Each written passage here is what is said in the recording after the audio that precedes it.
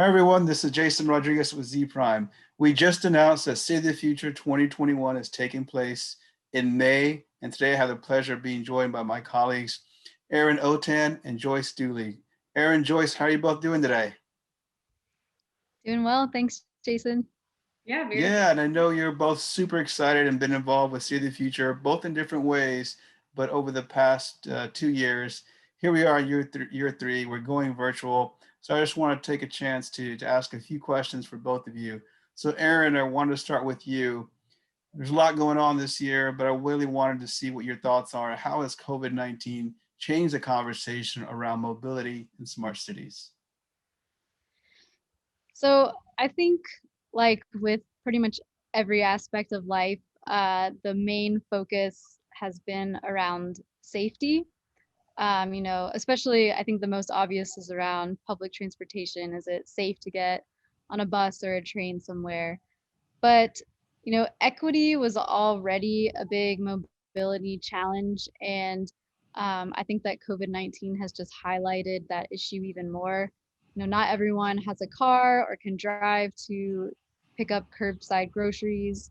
Some people can't afford to have groceries or other things delivered to their houses. So even now with the vaccine, you have to a lot of places drive to get it, and the vaccine's actually administered to you while you sit in your car. You never leave your car. So there's a lot of questions about, how do we make sure that these people are not forgotten and that we can continue to serve them.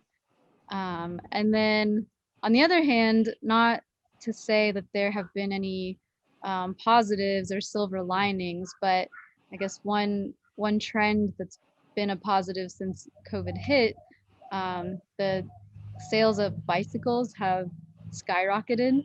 Um, so I think, that just opens up the conversation around safer streets, access to public space, even getting people out of their cars and onto bikes or other forms of micromobility.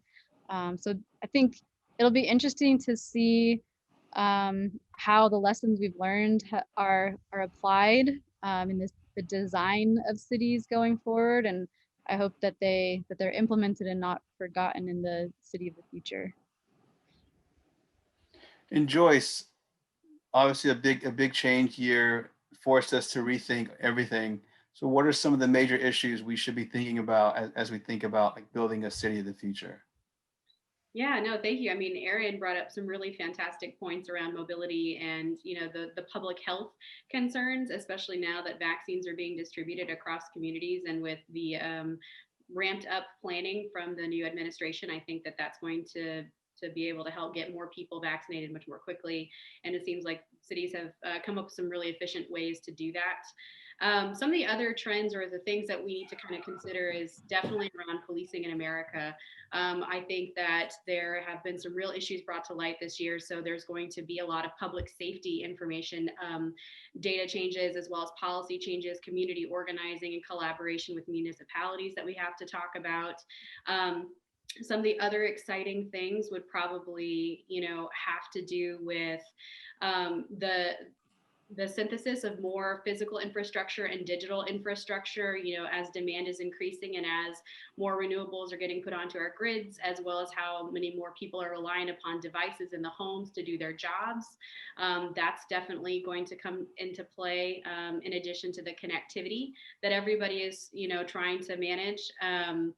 Really great projects are in alignment or are already underway or about to take off, I think, coming up this year that will help bridge some of those gaps that we're seeing, and more work needs to be done. From a startup perspective, I think there's some real opportunities for people to kind of step out and shine. And so one of the big things that's kind of coming out from all these accelerators and investment groups really have to do around biomedical and health. Then we also have the social impact, social community, social justice. There's some really great accelerators here in Texas that are working on that are trying to elevate minority communities as well as focusing on social impact companies. So that's really amazing.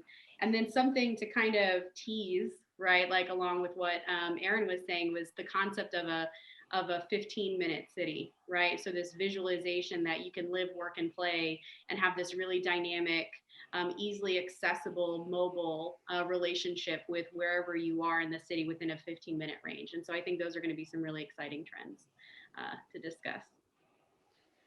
Well, thank you so much. Just hearing this conversation, I'm already excited for May 11th through May 13th, 2021. See the future. Zpryme and CPS Energy will be back. Erin and Joyce, I'm sure we will be hearing a lot more over the next few months as we take this journey to the virtual See the Future event. And just thank you guys so much for joining me today. Thanks, Jason. Thank you, Jason. Thank you.